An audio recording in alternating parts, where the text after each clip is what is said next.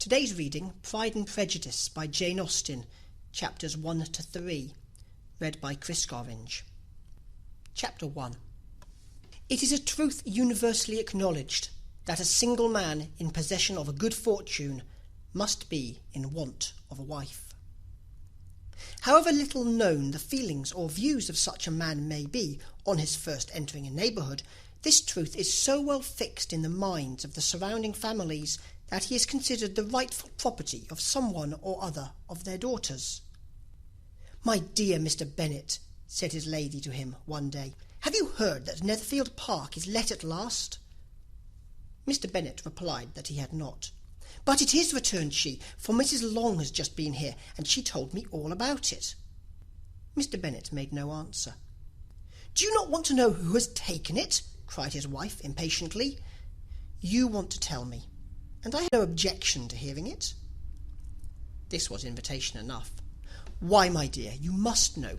Mrs. Long says that Netherfield is taken by a young man of large fortune from the north of England.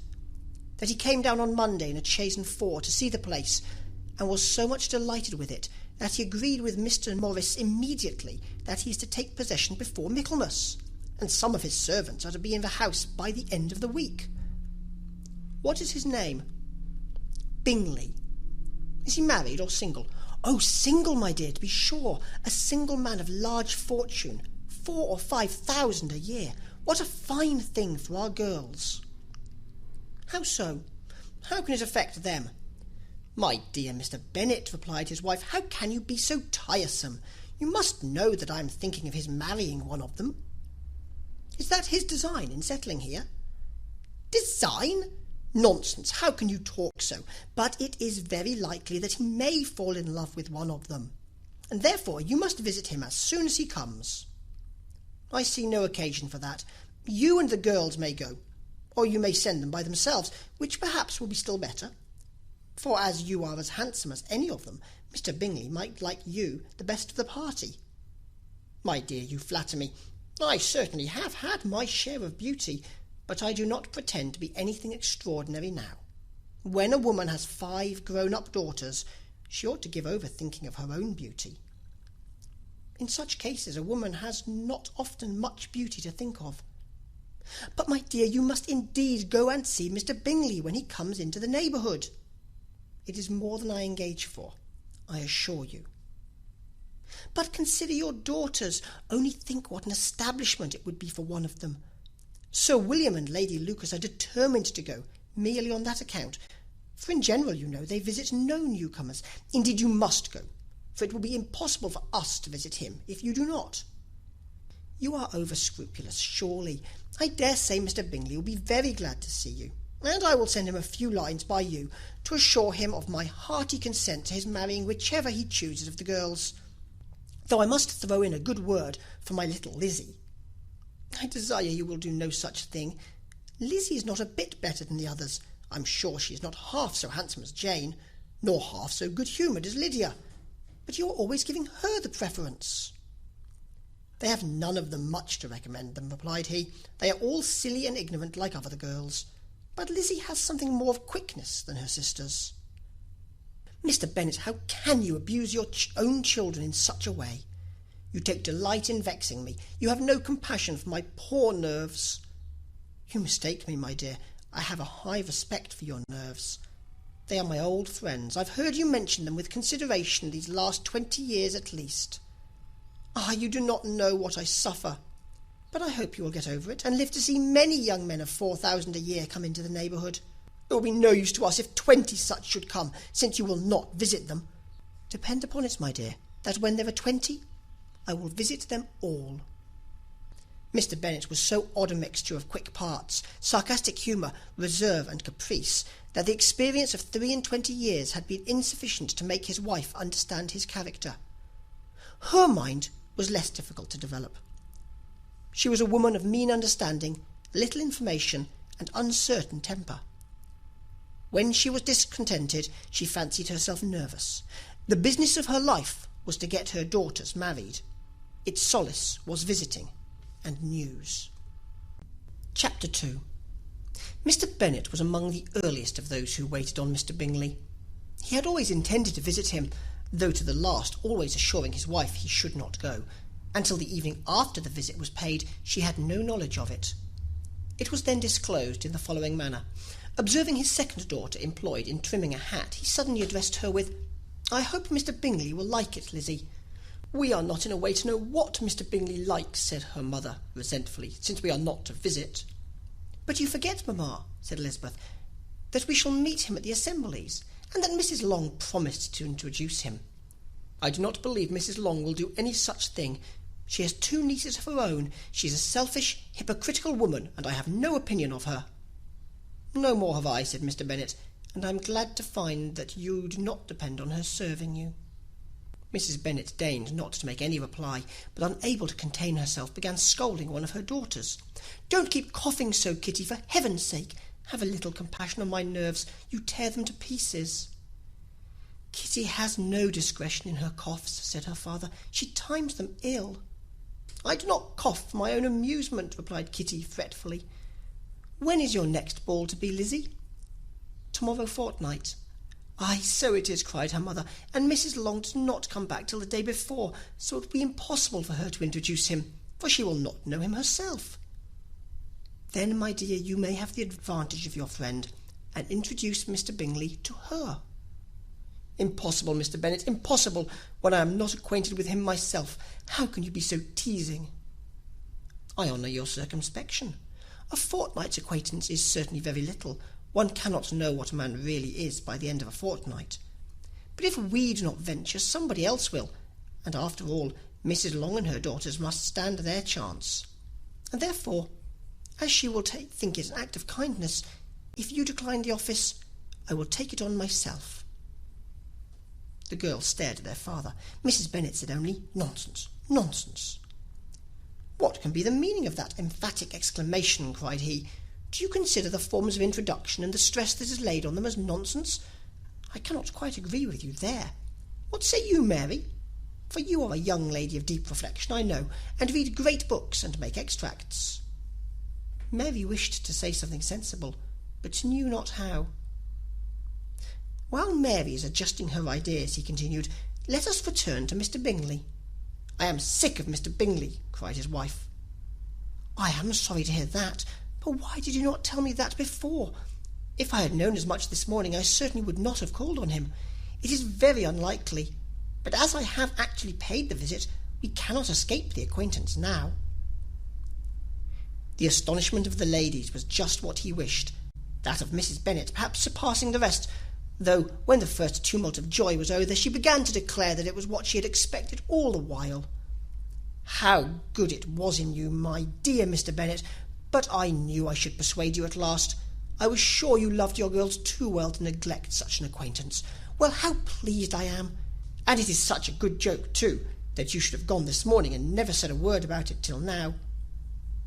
"Now, Kitty, you may cough as much as you choose," said Mr. Bennet, and as he spoke he left the room, fatigued with the raptures of his wife. "What an excellent father you have, girls," said she, when the door was shut. "I do not know how you will ever make amends for his kindness, or me either, for that matter. At our time of life it is not so pleasant, I can tell you, to be making new acquaintances every day, but for your sakes we would do anything. Lydia, my love, though you are the youngest, I dare say Mr. Bingley will dance with you at the next ball." "Oh," said Lydia stoutly, "I am not afraid, for though I am the youngest, I am the tallest." The rest of the evening was spent in conjecturing how soon he would return Mr. Bennet's visit, and determining when they should ask him to dinner. Chapter 3. Not all that Mrs. Bennet, however, with the assistance of her 5 daughters, could ask on the subject, was sufficient to draw from her husband any satisfactory description of Mr. Bingley. They attacked him in various ways, with barefaced questions, ingenious suppositions, and distant surmises, but he eluded the skill of them all, and they were at last obliged to accept the second-hand intelligence of their neighbour, Lady Lucas. Her report was highly favourable. Sir William had been delighted with him. He was quite young, wonderfully handsome, extremely agreeable, and to crown the whole, he meant to be at the next assembly with a large party. Nothing could be more delightful. To be fond of dancing was a certain step towards falling in love, and very lively hopes of Mr. Bingley's heart were entertained. "If I can but see one of my daughters happily settled at Netherfield," said Mrs. Bennet to her husband, "and all the others equally well married, I shall have nothing to wish for." In a few days Mr. Bingley returned Mr. Bennet's visit, and sat about 10 minutes with him in his library. He had entertained hopes of being admitted to a sight of the young ladies, of whose beauty he had heard much, but he saw only the father.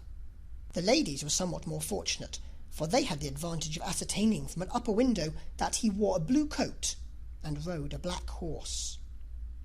An invitation to dinner was soon afterwards dispatched, and already had Mrs. Bennet planned the courses that were to do credit to her housekeeping, when an answer arrived which deferred it all.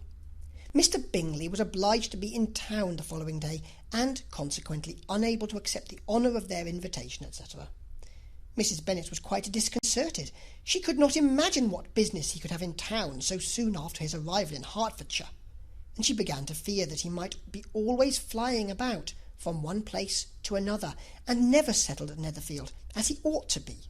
Lady Lucas quieted her fears a little by stating the idea of his being gone to London only to get a large party for the ball, and a report soon followed that Mr. Bingley was to bring 12 ladies and 7 gentlemen with him to the assembly. The girls grieved over such a number of ladies, but were comforted the day before the ball by hearing that instead of 12 he brought only 6 with him from London, his 5 sisters and a cousin. And when the party entered the assembly room, it consisted of only 5 altogether: Mr. Bingley, his 2 sisters, the husband of the eldest, and another young man. Mr. Bingley was good-looking and gentlemanlike. He had a pleasant countenance and easy, unaffected manners. His sisters were fine women, with an air of decided fashion. His brother-in-law, Mr. Hurst, merely looked the gentleman, but his friend Mr. Darcy soon drew the attention of the room by his fine, tall person, handsome features, noble mien, and the report, which was in general circulation within 5 minutes of his entrance, of his having 10,000 a year. The gentleman pronounced him to be a fine figure of a man. The ladies declared he was much handsomer than Mr. Bingley, and he was looked at with great admiration for about half the evening, till his manners gave a disgust which turned the tide of his popularity, for he was discovered to be proud, to be above his company, and above being pleased, and not all his large estate in Derbyshire could then save him from having a most forbidding, disagreeable countenance, and being unworthy to be compared with his friend. Mr. Bingley had soon made himself acquainted with all the principal people in the room. He was lively and unreserved, danced every dance, was angry for the ball closed so early, and talked of giving one himself at Netherfield. Such amiable qualities must speak for themselves. What a contrast between him and his friend! Mr. Darcy danced only once with Mrs. Hurst, and once with Miss Bingley, declined being introduced to any other lady, and spent the rest of the evening in walking about the room, speaking occasionally to one of his own party. His character was decided. He was the proudest, most disagreeable man in the world, and everybody hoped he would never come there again. Amongst the most violent against him was Mrs. Bennet, whose dislike of his general behaviour was sharpened into particular resentment by his having slighted one of her daughters. Elizabeth Bennet had been obliged, by the scarcity of gentlemen, to sit down for 2 dances, and during part of that time Mr. Darcy had been standing near enough for her to hear a conversation between him and Mr. Bingley, who came from the dance for a few minutes to press his friend to join it. "Come, Darcy," said he, "I must have you dance. I hate to see you standing about by yourself in this stupid manner. You had much better dance." "I certainly shall not. You know how I detest it, unless I am particularly acquainted with my partner. At such an assembly as this it would be insupportable. Your sisters are engaged, and there is not another woman in the room whom it would not be a punishment to me to stand up with." "I would not be so fastidious as you are," cried Mr. Bingley, "for a kingdom. Upon my honour, I never met with so many pleasant girls in my life as I have this evening, and there are several of them, you see, uncommonly pretty." "You are dancing with the only handsome girl in the room," said Mr. Darcy, looking at the eldest Miss Bennet. "Oh, she is the most beautiful creature I ever beheld. But there is one of her sisters sitting down just behind you, who is very pretty, and I dare say very agreeable. Do let me ask my partner to introduce you." "Which do you mean?" And turning round, he looked for a moment at Elizabeth, till catching her eye, he withdrew his own and coldly said, "She is tolerable, but not handsome enough to tempt me. I am in no humour at present to give consequence to young ladies who are slighted by other men. You had better return to your partner and enjoy her smiles, for you are wasting your time with me." Mr. Bingley followed his advice. Mr. Darcy walked off, and Elizabeth remained with no very cordial feelings towards him. She told the story, however, with great spirit among her friends, for she had a lively, playful disposition which delighted in anything ridiculous. The evening altogether passed off pleasantly to the whole family. Mrs. Bennet had seen her eldest daughter much admired by the Netherfield party. Mr. Bingley had danced with her twice, and she had been distinguished by her sisters. Jane was as much gratified by this as her mother could be, though in a quieter way. Elizabeth felt Jane's pleasure. Mary had heard herself mentioned to Miss Bingley as the most accomplished girl in the neighbourhood, and Catherine and Lydia had been fortunate enough never to be without partners, which was all that they had yet learnt to care for at a ball. They returned, therefore, in good spirits to Longbourn, the village where they lived, and of which they were the principal inhabitants. They found Mr. Bennet still up. With a book he was regardless of time, and on the present occasion he had a good deal of curiosity as to the events of the evening, which had raised such splendid expectations. He had rather hoped that his wife's views on the stranger would be disappointed, but he soon found out that he had a different story to hear.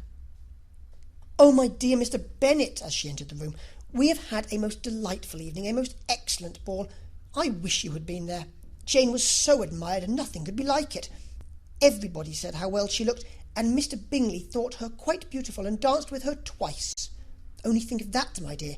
He actually danced with her twice, and she was the only creature in the room that he asked a second time. First of all, he asked Mr. Lucas. I was so vexed to see him stand up with her. But, however, he did not admire her at all. Indeed, nobody can, you know, and he seemed quite struck with Jane as she was going down the dance. So he inquired who she was, and got introduced, and asked her for the next two. Then the 2/3 he danced with Miss King, and the 2/4 with Maria Lucas, and the 2/5 with Jane again, and the 2/6 with Lizzie, and the boulanger. If he had any compassion for me, cried her husband impatiently, he would not have danced half so much. For God's sake, say no more of his partner. Oh, that he had sprained his ankle in the first place. Oh, my dear, I am quite delighted with him. He is so excessively handsome. And his sisters are charming women. I never in my life saw anything more elegant than their dresses. I dare say the lace upon Mrs. Hurst's gown—" Here she was interrupted again. Mr. Bennet protested against any description of finery. She was therefore obliged to seek another branch of the subject, and related, with much bitterness of spirit, and some exaggeration, the shocking rudeness of Mr. Darcy.